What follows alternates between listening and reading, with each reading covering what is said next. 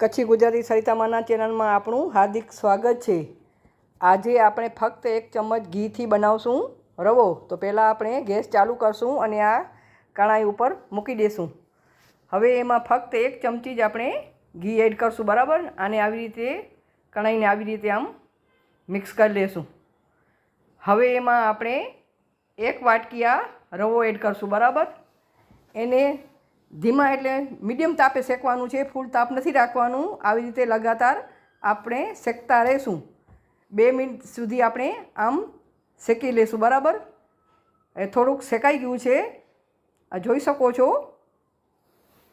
આવી રીતે આમ લગાતાર હલાવતા રહેવાનું, એને ચોંટાડવા દેવાનું નથી, નહીં તો સ્વાદ બગડી જશે। હવે આપણે આમાં આ 1 મોટી ચમચ દૂધની તર ફ્રેશ મલાઈ આપણે ઉપરથી કાઢીએ, દૂધ ગરમ થઈ જાય પછી કાઢી, એ જ આ મલાઈ અંદર એડ કરી છે અને એને ફરીથી આપણે આમ મિક્સ કરીને હલાવતા રહેશું। મલાઈ બરાબર શોષાઈ જાય અને એનું દાણું દાણું આમ સોજીનું છે ને આમ છૂટું છૂટું થઈ જશે અને એનો ટેસ્ટ બહુ સારો થાય છે। આપણે દૂધ નાખવાની પણ અંદર જરૂર ન પડે। આપણી પાસે ઘી ન હોય તો આવી રીતે તમે આમ રવો બનાવી શકો છો ને બહુ ટેસ્ટમાં બહુ જ સારો લાગે છે।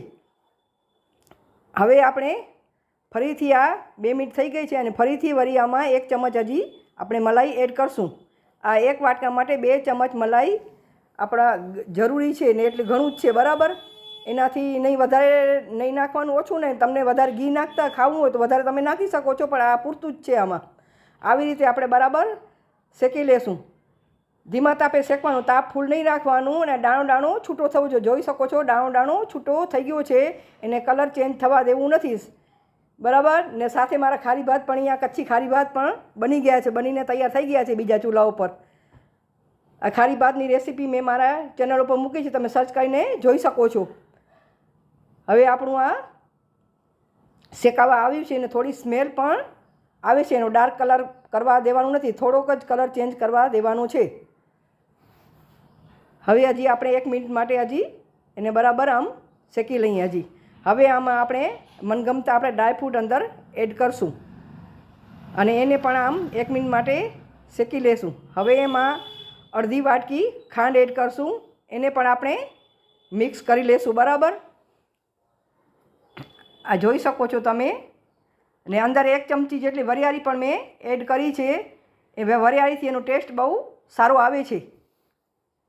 એને પણ આમ રવો શેકીએ ત્યારે નાખી દેવાની, હું કહેતા ભૂલી ગઈ। હવે આ 1 ચપટી એલચીનો પાવડર અંદર એડ કર્યો છે અને જોઈતા પ્રમાણમાં પાણી એડ કરી દીધું છે અને આને લગાતાર આમ હલાવતા રહેવાનું। જોઈ શકો છો આમ ઘટ થતું આવે છે ને લચકા જેવું બની ગયું છે, આપણે જોઈ શકો છો તમે। લચકા જેવું આપણું શીરો બનીને તૈયાર થઈ ગયો છે।